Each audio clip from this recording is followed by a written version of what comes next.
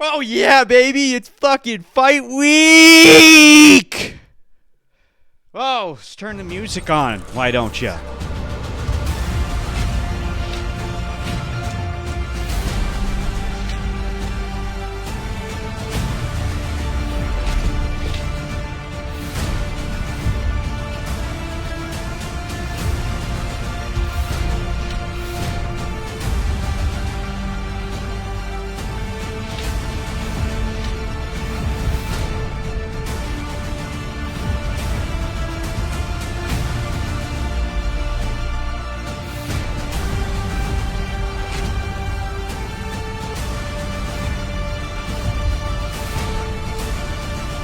Okay, this is the long intro!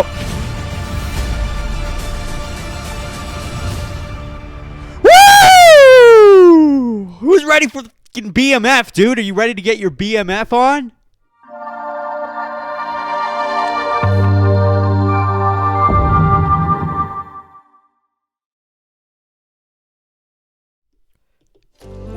Oh, wrong one. Oh, God, it's quiet. Oh, shit. Oh, fuck. There we go.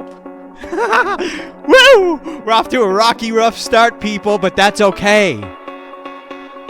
Welcome to the DynamiteGizmo podcast, everyone. Episode 259. It's the UFC Countdown Edition. And I have the wrong thing open. Oh, there it is. There it is. That's what I'm talking about. This right here. UFC Countdown Edition. We're going to discuss everything and all things UFC 318 related. Do you hear me? Do you hear what the frick I'm saying to you?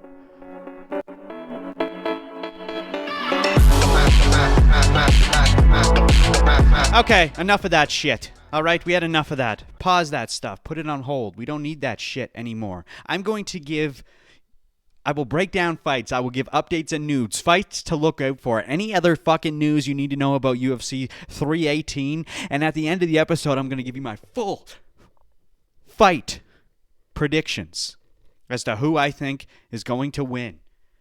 Are we a leggy boy today? Yeah, every episode from here on out, it's leg city. Can I change the quality here? Oh, does that make things better? I hope I didn't fuck anything up, because if I did, it's your fault, Gregory. God, it's always Gregory's fault, dude. Now we know it's 318. We know it's for the BMF title this weekend. What is the BMF? It stands for Baddest Motherfucker. Baddest Motherfucker. Do you like to fuck mutters? No, Nate Diaz came up with the belt, and it's been sticking around ever since. The old Natanator came in, and he's like, hey, why don't we do this? And Dana's like, okay, we'll do this, and then we'll get rid of you. But we need to talk about Dustin Poirier. In my opinion, he is the true lightweight GOAT. There's no lightweight better than Dustin Poirier. The man who had all the potential in the world to claim the title, but never actually had it. His last shot at gold was last year against Islam Makhachev. Recent news has come out about that fight where things could have had a different outcome according to one factor, which we will touch on later in the episode. But for now, let's just get right into it. We're going to start off with talking about Dustin Poirier. Dustin motherfucking Poirier. Oh my lord. What a gentleman he is. Dustin Poirier has had a total of 31 fights in the UFC with a record of 22, 8, and 1.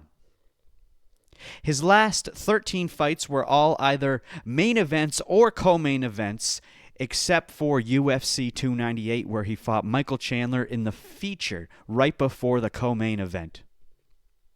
Here is the list of opponents from most recent to oldest in those 13 fights that he has just had. Okay? Starting with the most recent one, Islam Makhachev, it was a title fight. Benoit Saint-Denis, it was a co-main event. Justin Gaethje, it was for the BMF title. Michael Chandler, it was the feature event. Charles Oliveira, title. Conor McGregor, main event. Conor McGregor, main event. Dan Hooker, main event. Khabib Nurmagomedov, main event. Max Holloway, interim title. Eddie Alvarez, main event. Justin Gaethje, main event. Anthony Pettis, main event. What the heck, dude? This is creaming my khakis right now. He's earned 5 Performance of the Night bonuses and 7 Fight of the Night bonuses. 53% of his wins are by knockout. He is ranked number 26 greatest MMA fighter of all time, number 9 greatest striker of all time, and currently is number 6 in the lightweight division. I love Chandler. I love Dustin Poirier. He's the man, dude. He is the absolute man, and it's coming to an end. And it saddens me that it's coming to an end. I don't want to see this guy leave. I don't want to see him leave yet. It's not time. He's not ready. It shouldn't be this way. He needs to stick around. Keep him here, Dana. Keep him here. And here's a wild stat. Another wild stat about Dustin Poirier. He's never had 2 losses in a row. Not once in his entire career. Not once. And, get my mouse back over here. And he's been ranked in the lightweight division for the past 9 years straight. He's never not been ranked, motherfucker. And now, this weekend, he'll be fighting Max Holloway for the 3rd fucking time.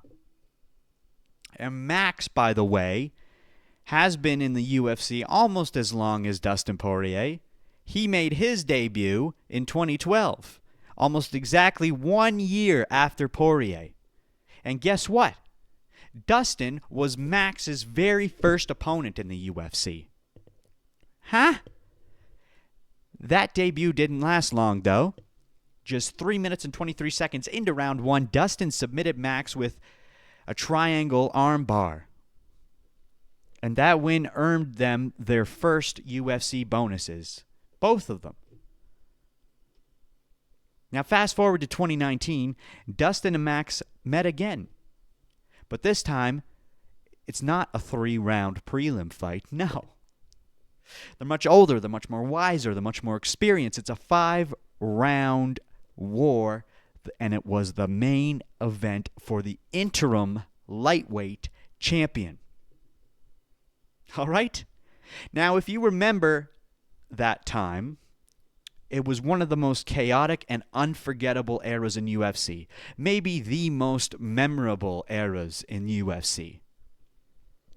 Because it was when Khabib had just defended the lightweight belt against Conor McGregor. Remember that?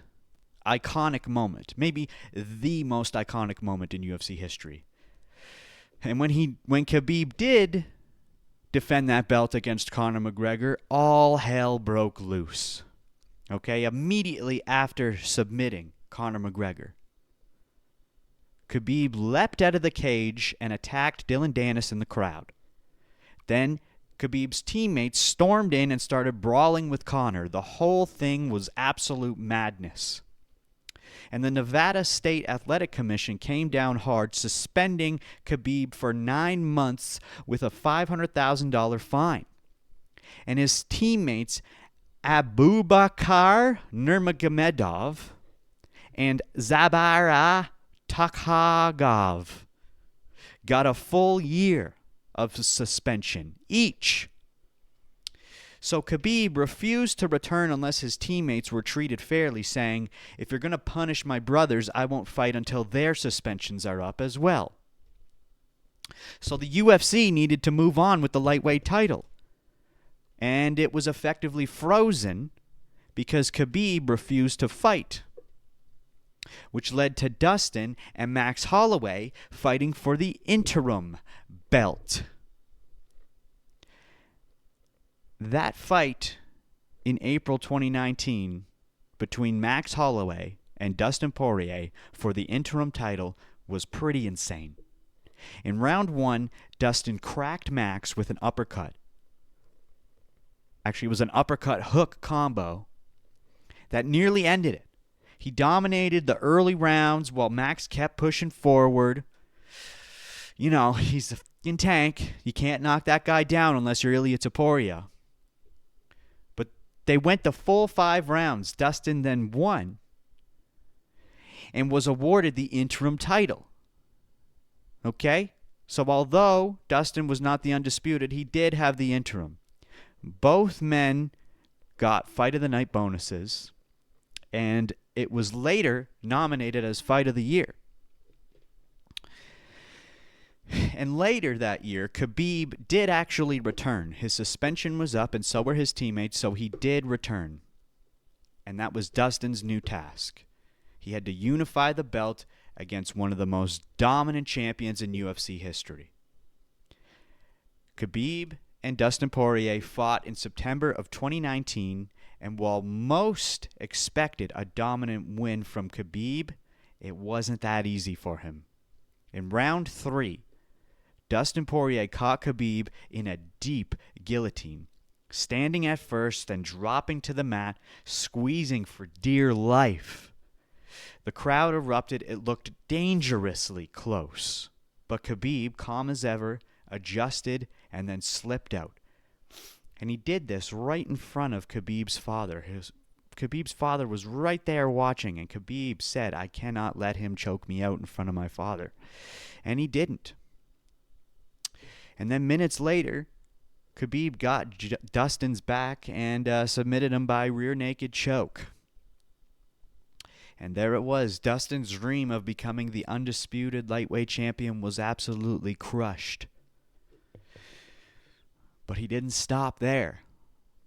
He bounced back with a 3-fight win streak following that loss, including a 5-round war with Dan Hooker, and 2 finishes over Conor McGregor, one by knockout and the other via doctor's stoppage after breaking Conor's ankle. A moment that to this day marked Conor's last fight. Conor has not fought since Dustin Poirier broke his fucking leg. Dustin ended the Conor McGregor reign. He ended it. All right? Now Dustin's back on his feet. He's got his momentum again. So here came another shot at gold. In December of 2021, Dustin faced Charles Oliveira, who had just claimed the vacant title after beating Chandler. Round 1 looked great for Dustin. He rocked Oliveira multiple times, almost finished it. But by round 2, Oliveira took control with clench work and elbows. Then in round 3, he jumped on Dustin's back and again secured another rear naked choke, finishing it. Again, another heartbreak, another opportunity lost. Dustin still didn't get the belt. So Dustin got back on that train and started to build his momentum again. He followed that loss with a win over Michael Chandler. Then he had a loss to Justin Gaethje for the BMF belt. Then he had another gritty, fucking hardcore win against Benoit Saint-Denis. Remember, he's never had 2 losses in a row. If he loses, he'll win immediately after. And that leads us to June 1st, 2024. His most recent fight. A title shot against Islam Makhachev. Khabib is gone by this point. Islam is the new king. Trained by Khabib, built from the same mold, maybe even better, some would say. And this fight, this was it. This was Dustin's final shot for the title. And he fought hard. He stuffed a lot of takedowns. Landed counters, defended well. But in round 5, With just over 2 minutes left, Islam wrapped up a Darce choke that he's absolutely famous for and forced the tap. And as I mentioned earlier in the episode, it was later found out by Dustin himself that he had entered that fight with a broken rib. Everyone told him not to do it, but he said, "No, I'm going through with it." That's why this next fight is so emotional, so significant. I'm talking about this weekend, 318. Dustin Poirier is an absolute legend, one of, if not the greatest lightweights of all time. Some would say, just based on his resume alone. And yet this weekend, he's not even fighting for legacy. Not for a title that matters, just for the fucking BMF title. This fight is poetic, dude. Max Holloway was Dustin Poirier's first UFC opponent. Now Dustin will end his career fighting Max once again. But what if this isn't the end? Here's a theory. Shout out to my buddy Dallin for this. What if Dustin's only retiring if he loses? Think about it. He's been saying all the right things. Retirement is on his mind. Nearly or had 50 pro fights. It makes sense. But what if he knocks out Max cold? Just like Max did to Justin Gaethje at UFC 300. You know it's going to be a war between Max and Dustin. But if Dustin delivers a highlight knockout reel, what if he gets on the mic and instead of saying goodbye, he just calls out Ilia Topuria? Imagine that. Max was his first fight. Ilia could be his last. Max was not his first fight. What am I saying? Dustin was Max's first fight. But Ilia could be his last. Honestly, I hope this happens. I don't want to see Dustin go. Not yet. Win or lose, seeing him walk away is going to hurt. You know what I mean? If he wins this weekend and retires, it's like, but you didn't get it. You didn't get the belt. You didn't get the belt yet. And then if he loses, it's like, no. He's leaving on a loss. Come on. So what do you think? Is this actually the last ride for Dustin Poirier? Or is he about to flip the script and give us one more epic chapter? What do you think? I like macaroni in my salad. I like macaroni in my salad. I want Dustin Poirier to win. I want Dustin Poirier to win. If he doesn't, that will suck. If he doesn't, that will suck. Let's let Dustin win with a crazy clean knockout and then call out Ilia Topuria. Do it, dude. And then imagine if he knocks out Ilia Topuria. Woo! Now that would be fucking juicy, dude. That would be fucking juicy. That's the kind of juice that we're looking for, baby. Now we got to talk about Max Holloway. We've talked about Dustin. Let's talk about Max Holloway. Oh, Maximilian. The Maxinator. You see, this weekend's event is already a bit emotional, as we said, because Dustin is retiring. And he's doing so without capturing the belt. But what makes it even more bittersweet is who he's facing. Max Holloway. He's another legend. Another good man.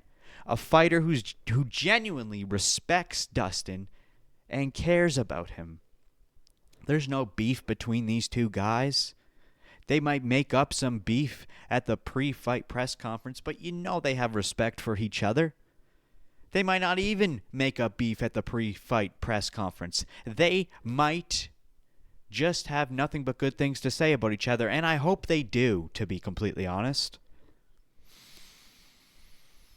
So here's the sad part. If Max goes out there and loses, that means he lost the title to Volkanovski and also lost to Volkanovski 3 times. He suffered his first his first knockdown and KO loss against Ilia Topuria. And now he'll have been beaten 3 times by Dustin Poirier. Oh, God, I got to burp. Let me try. He'll have been beaten 3 times by Dustin Poirier as Dustin rides off into the sunset, unless he goes for Ilia. Now, don't get me wrong. Like I said, I want Dustin to win, but I love Max too. Max is my guy just as much. In almost any other situation, I'd be picking Max, but this ain't any other situation, dude. You're going up against a man taking his final walk, his last dance. And one more thing I need to say. Both Max and Dustin are 22-8 in the UFC. Tell me that's not fate. Now check this out. Max Holloway, his last 15 fights in a row, have all either been main events or title fights. Very similar to Dustin Poirier. And overall, that's unheard of. Here they are, again, in order from most recent to least. Ilia Topuria, featherweight title. Justin Gaethje, BMF title. Chang Sung Jung, main event. Arnold Allen, main event. Alex Volkanovski, featherweight title. Yair Rodriguez, main event. Calvin Kattar, main event. Alex Volkanovski, featherweight title. Alex Volkanovski, featherweight title. Frankie Edgar, featherweight title. Dustin Poirier, interim lightweight title. Brian Ortega, featherweight title. Jose Aldo, featherweight title. Jose Aldo, featherweight title. Anthony Pettis, interim featherweight title.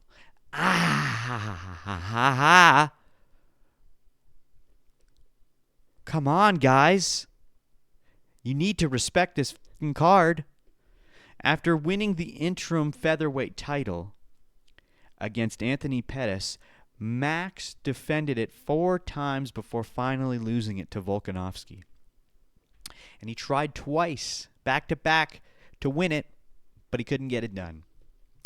He's earned 5 Performance of the Night bonuses and 5 Fight of the Night bonuses. He even got both in his iconic 3rd title defense against Brian Ortega.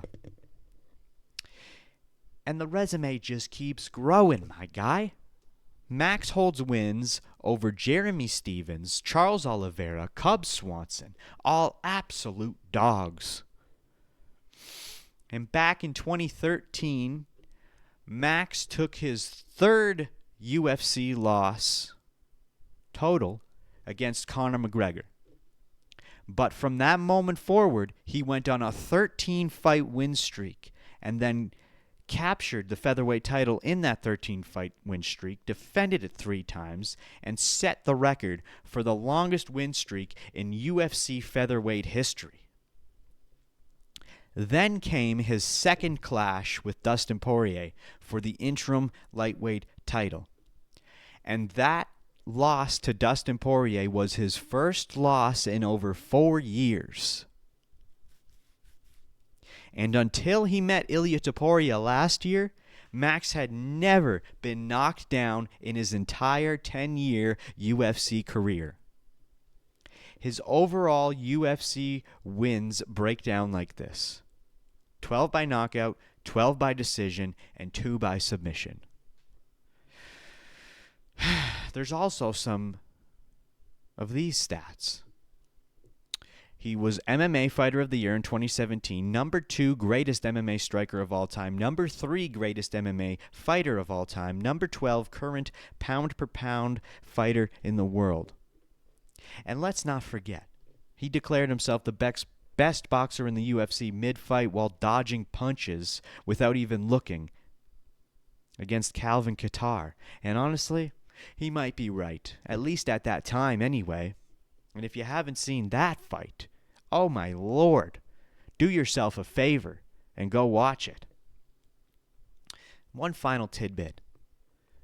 Max Holloway is the first fighter in UFC history to hold an interim title, an undisputed title, and the BMF title, including both the old and new versions of the championship belt.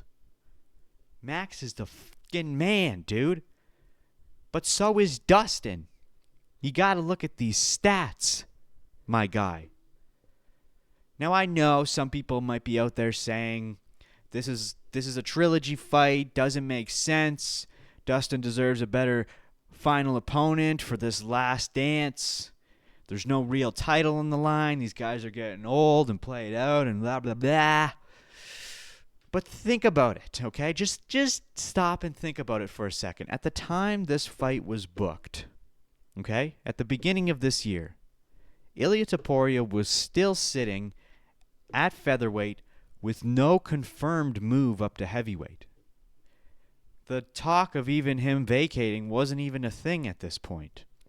So Islam Makhachev was still the reigning champ at lightweight, and Dustin had already fought him and lost to him last year. So who else really made sense for Poirier's send-off? I'd argue there's no better match than Max Holloway for this moment. Dustin was Max's first fight in the UFC, and now Max will be Dustin's last.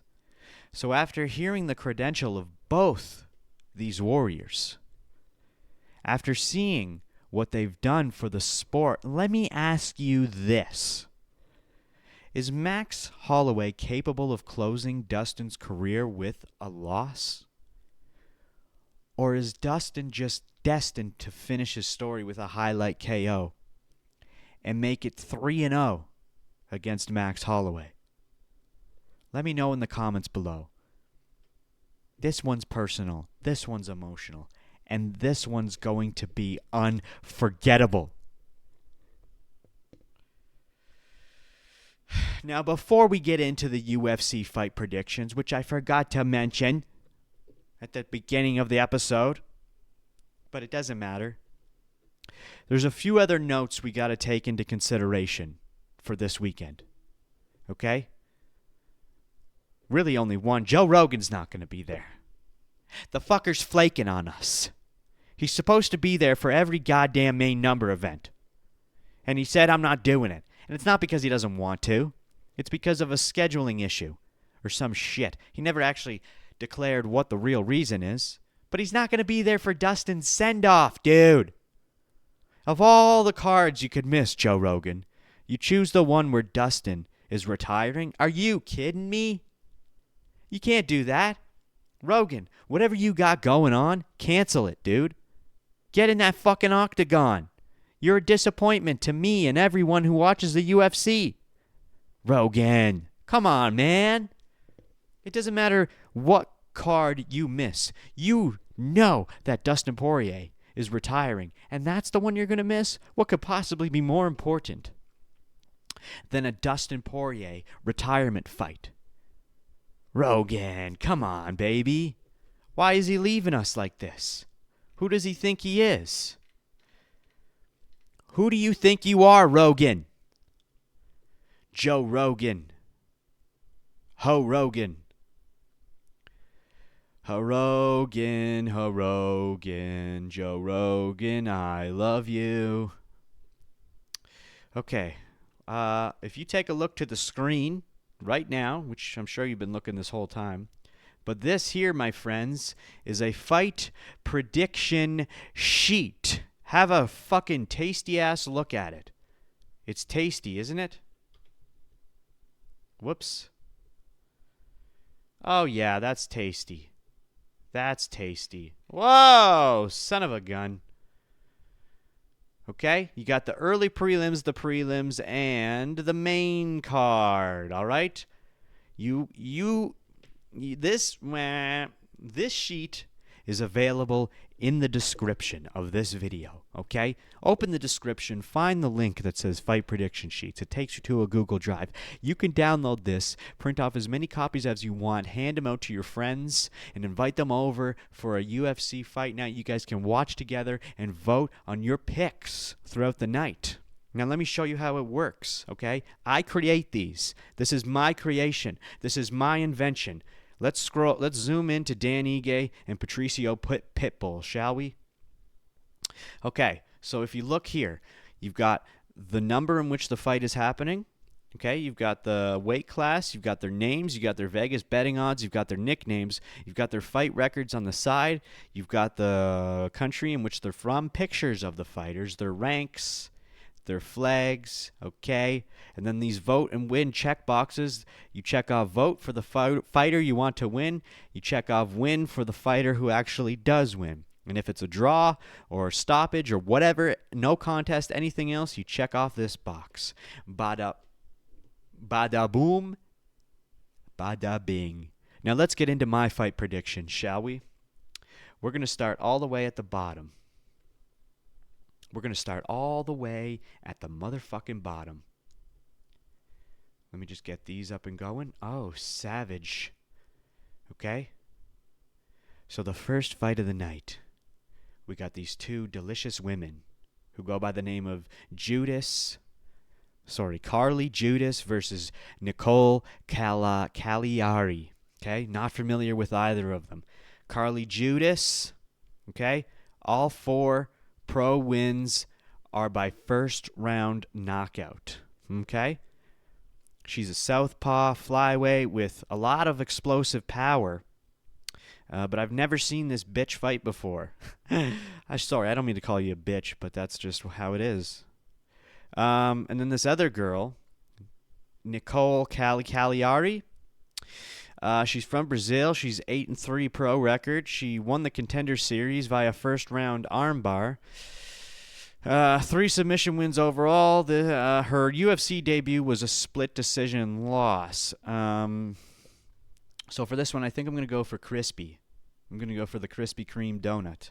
Now we've got some other guys that you may have seen before. They've been around for a bit. Bruno Ferreira, otherwise known as the Hulk. And then we've got Jackson McVeigh, the Moose. These are middleweight guys. They don't look like they're middleweights. They look like they could be welterweights or something. I don't know. Maybe if you get a closer look at them, they'd look better. But the Hulk, 13-2 pro record, 9 KOs and 4 submissions. His UFC debut was a first-round knockout against Gregory Rodriguez, like holy fuck, and has had a second-round submission via armbar. Whatever. Knockdown. He's got explosive power and aggressive pace. These are notes that I took, and I regret taking them because I did it very shittily. Jackson McVeigh. He's an undefeated fighter. Pro record of 6-0. 3 wins by KO, 3 by submissions. And all 6 of his victories were by first-round finish. Now, it could go either way. I am going to go for the Hulk. I wouldn't be surprised if McVeigh took it. Actually, I kind of would. I feel like he's one of the guys who's going to lose his O this year. One of the other 19. He's going to add him. He's going to be the 20th guy. Well, there's probably more than that now. Anyway, next up we got Ryan Spann versus Lucas Brzeski. Now, Ryan Spann has been in the UFC for quite some time now. He's a tall boy, 6'5", big, long reach. He's got 13 wins by submission and 6 by knockout. He made his UFC debut in 2018 with a win over Luis Henrique. He's had some other wins, bada. He used to be in the light heavyweight, but now he's in the heavyweight, I think. Yeah, so there's Ryan Spann, and then there's the other Polish boy, the Bull. I voted for Ryan Spann, but I think I might go for Brzeski now. Anyway, Brzeski's a Polish heavyweight, orthodox striker, 9-6-1 pro record, 6 wins by KO, 1 by submission, 2 by decision. His debut was a loss, yada yada. He's had a few losses. Actually, maybe I will go for Spann. I'll keep it going. Whatever. Next up, we got Crute. Jimmy Crute, the Brute, versus Marcin Pracino. Now, Jimmy Crute, the Brute, he took a year or so off of UFC to deal with some mental health shit. He's had losses over Anthony Smith, Jamal Hill, Alonzo Menfield, but he did have a submission win over Paul Craig. He's had some first-round finishes of Sam Alvey and Modestas Bukauskas.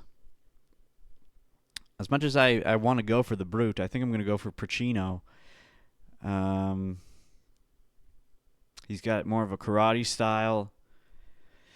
Whatever. That's who I voted for, I think. Yeah, I'm going for... Going for Prachines on this one. And then we got Fugit. Fugit. I'm going to do it again, bitch. Adam Fugit versus Islam Dulatov. Man, I took these notes so shittily. I usually have bullet points, but this time I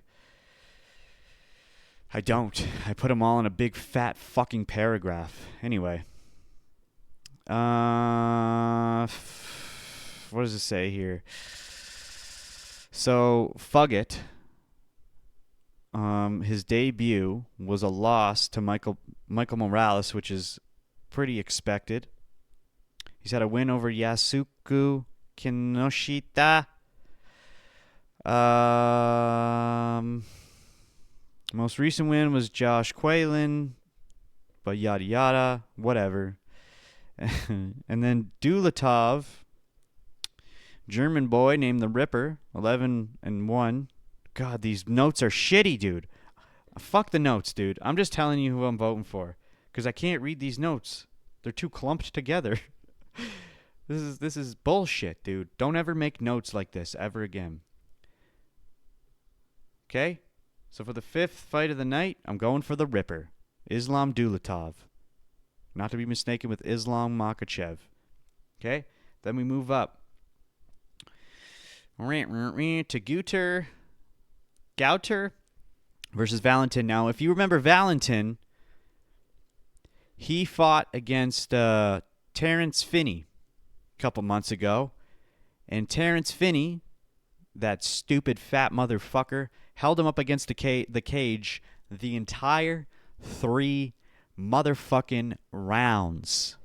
Did not move an inch. The most boring fight in UFC history. And I don't like calling fights boring, but what Terrence Finney did was absolutely disgusting. And we are seeing him come back soon, and I hope he doesn't do that shit again. And if he does, then absolutely cut that motherfucker. Now, I would like to see this Rob Zilla guy make a comeback, but this silent assassin motherfucker from Cameroon, he seems like quite the motherfucker. Okay? I don't know why I voted for him, because I can't read my fucking notes properly.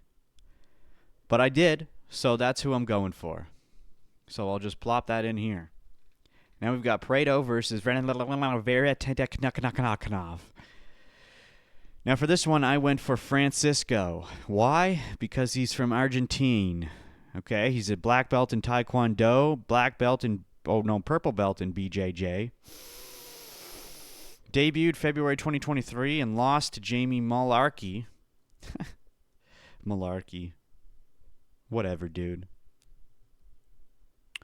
Can't read my notes. Can't fucking read my notes, dude. Going for Prado. On to the next one. Vittori versus Allen. Now, if I remember correctly, weren't these motherfuckers supposed to fight? Weren't they supposed to, headline a fight night or some shit? What happened to that? I could have sworn these guys were supposed to fight already. Unless this is when they were actually scheduled to fight. I don't fucking know. Now, a lot of people are going for Vittori, but I thought I was going to go for Allen on this one. But I think I'm going to go for Vittori. Why? I don't know. You tell me. All right, now the featured prelim, I should say, Phillips versus Oliveira. Not the Oliveira you're thinking of. This is a different Brazilian. And I'm going for him. Pop that bitch in there. This is bantamweight. All right, these guys did a lot. They had a lot of fights and whatever. I can't read my notes, so that's what you get. Ooh, we got some good fights here. Ooh, yeah, look at this. We got Johnson versus Zell Huber. Who did I got on this one? I took Zell Huber. Why? Because Johnson is not a menace. He likes to say he's a menace, but he's not really that much of one. Whereas Zell Huber, he's the golden boy, okay? And he's Mexican. We need some more Mexicans for Mexican Independence Day. Golden Boy takes this fight. He can fight on the Mexican Independence Day card. Bada boom, bada bing. Now we've got Ige versus Pitbull. Now we all saw how Pitbull displayed his skills on UFC 314 against Yair Rodriguez, and it didn't go the way I expected it or anyone else to expect. We thought he was going to be a dominant force because he was such a dominant force in Bellator, but he was one of the two guys who proved to us, along with Patchy Mix, that just because you're a dominant force in Bellator and you have had the belt and defended that belt multiple times in Bellator, it doesn't mean fucking shit in the UFC. The lowest ranked guys in the UFC are mountains ahead of the champions in Bellator. That's how good the UFC is. Now, I'm not saying he can't win against Dan Ige, but Dan Ige stepped in on short notice, 4 hours short notice last year on UFC 303 to fight Diego Lopez and damn near won that fight. Now he's fighting against an almost 40-year-old Patricio Pitbull who couldn't display any sort of resilience against Yair Rodriguez at the beginning of this year. Now, would I like to see Pitbull defeat Ige and become ranked in the featherweight division? Yeah, of course.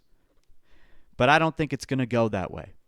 So I'm going to go for Dan, the man, 50K Ige. And then we got Holland versus Rodriguez, the featured fight of the night. Ooh la la, I like this fight. We all know Kevin Holland is the most fucking active fighter in the UFC's history. The guy averages 3.7 fights per year, and that's just his average. In 2020, he fought 5 times. 5 times. Okay, and this year alone, I think this is his 4th fight this year, or maybe it's either 3. It's at least 3. Okay, but I think it might be his 4th. I'm not 100% sure on that. All right, so we love Kevin Holland. Great motherfucker. Another guy who's not chasing the belt. He just wants to make fucking money and fight as much as possible. And then we got D-Rod, who we just saw knock out Ponzinibbio and had that beautiful image taken of him as Ponzinibbio was falling in the background and he was screaming. Okay? But D-Rod also is a rapper, and he's going to walk out to his own rap song that is unreleased. Or maybe it's released now, but at least when he fought Ponzinibbio, he came out to his own song, and I didn't pay attention, and nobody paid attention, because who pays attention to the walkouts, especially on a fight night? So, when D-Rod comes out this weekend, pay attention to the music, because you're going to hear him singing or rapping his heart out, baby. Now, do I think he's going to win against Kevin Holland? I honestly don't think so. But guess what? I'm going to have a little faith. And I want him to win. So I'm going to vote for D-Rod. I don't think he's going to win, but I would very much like him to win. So I'm going to vote for the D-Rod. Okay? And then we've got the actual co-main event of the evening. Paulo Costa versus Roman Kopylov. Now, we saw Roman Kopylov do a nasty head kick and knocked out, I believe it was Calvin Kattar, wasn't it? No, I don't know. No, it wouldn't have been. I don't know who it was. Why would I think it was Calvin? He's not even middleweight, is he? Oh, I got my names mixed up. Maybe. I don't know, dude. I can't remember who he knocked out, but he knocked him out. And then we got Paulo Costa. The last time Paulo Costa fought was Sean Strickland, and he lost via decision.